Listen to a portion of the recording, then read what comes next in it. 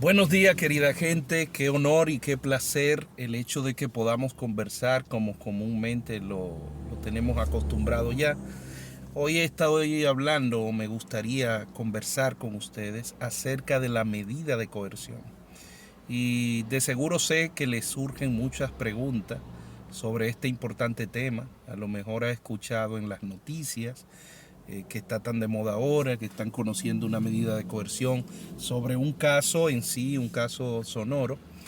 Es bueno comprender esto porque la gente tiende a confundir la medida de coerción con la pena que debe llevar un ilícito penal. Para entender las medidas de coerción se hace necesario comprender, se hace muy necesario comprender el proceso penal. El proceso penal es el que se le sigue a aquel que ha cometido un hecho imputable, un ilícito penal, es decir, que ha violado la norma en materia penal. Eh, para comprenderlo hay que dividirlo en fases. Está la fase de investigación, que es cuando inicia el proceso. Está la fase preliminar y está la fase de juicio. Y más adelante pudiéramos decir que vienen entonces los recursos, que de apelación, que de casación. Pero para comprender la medida de coerción, esta la vamos a englobar en la fase investigativa. El Ministerio Público y la parte acusadora, si los hay, como pudieran ser los actores civiles y querellantes, es decir, si hay un querellante, también es una parte acusadora, inician el proceso de investigación, la recolección de las pruebas, los testimonios y todo lo demás. Cuando ya el Ministerio Público tiene lo que en derecho llamamos en esta materia una cintila probatoria, es decir, una serie de sucesos que rompen la duda razonable y que dan a entender que puede ser autor o cómplice del hecho que se le imputa a esa persona, entonces le solicita al juez control, como se le conoce en América del Sur y en nuestra legislación, juez de la instrucción, y a los fines es lo mismo, le solicita al juez de la instrucción que instruye el proceso la imposición de una medida de carácter coercitivo. ¿Por qué? Bueno, debemos entender otro principio para entender el por qué la solicitud de medida de coerción. Se entiende y se sobreentiende que toda persona está dotada de la inocencia. La presunción de inocencia es como un cristal, ¿verdad? Y del que está dotado toda persona. Es decir, toda persona es inocente hasta tanto se demuestre en un juicio oral público y contradictorio al margen de todo el proceso penal que usted es culpable de un hecho que se le imputa. Esa presunción es como un cristal. Las medidas de coerción buscan romper este cristal, ¿verdad? Y ya se tiene la cintila de los hechos imputables, entonces le solicita al juez que imponga una medida. Las medidas buscan atar a ese individuo al proceso. Es decir, la parte acusadora tiene la duda de que fulano de tal pudiera sustraerse del proceso por el hecho de que tiene un pasaporte, puede viajar, no se ha presentado a la fase de investigación, ha ocultado pruebas, ha hecho diligencias con fin de entorpecer el proceso que se está llevando. Entonces, por esa razón, para no llegar al juicio sin el imputado, es decir, que éste se sustraiga, se le solicita al juez la imposición de una medida de coerción. Ahora bien, ¿cuáles son estas medidas?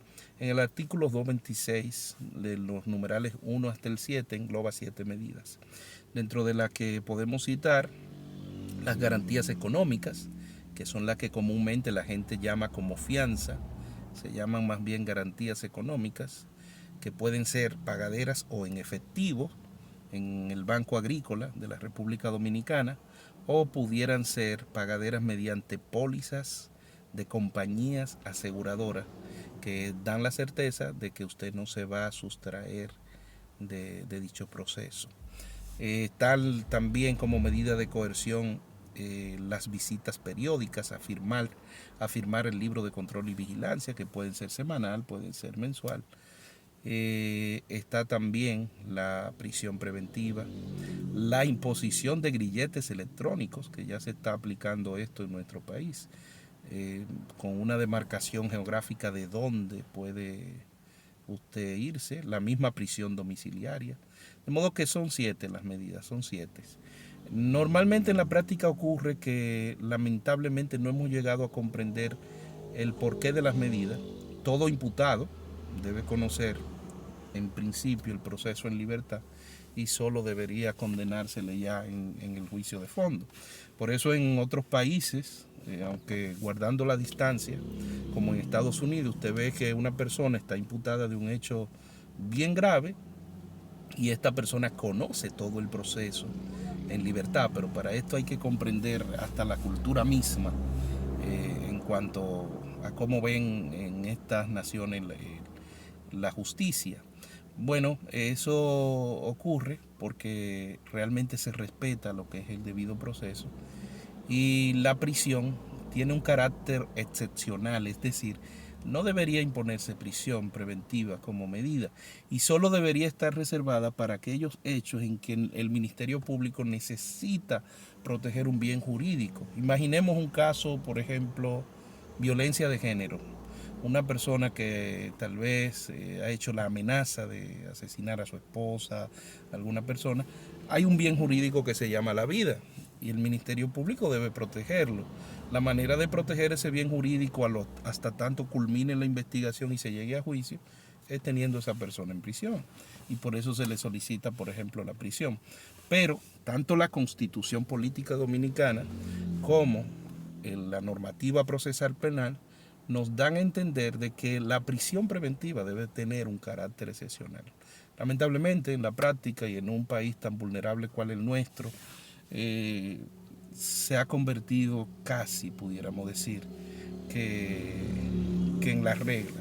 Y esto en sí lo que busca es, cuando se impone, el hecho de que se impongan medidas diferentes, lo que busca es que usted no tenga una pena anticipada, porque si como quiera se te va a condenar, entonces que se te condene, ¿verdad?, al fin del proceso.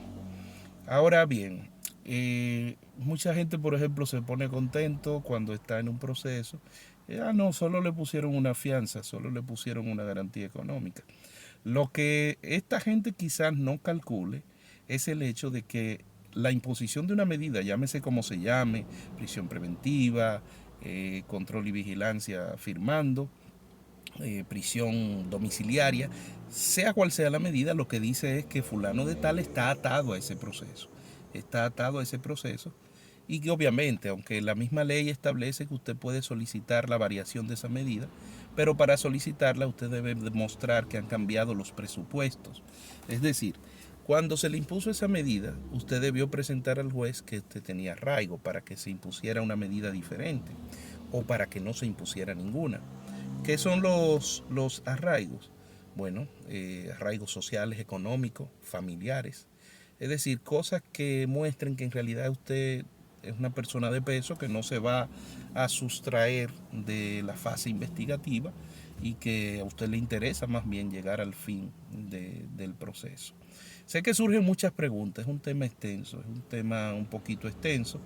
Ya luego vendría lo que es el juicio a las pruebas, que es la audiencia preliminar, en la que ya el Ministerio Público tiene la acusación ya formada, la presenta ante el juez con las pruebas y el juez es que dilucida entonces cuáles pruebas va a elegir y en esa entonces decide enviar o a juicio o dar no al lugar a la apertura a juicio.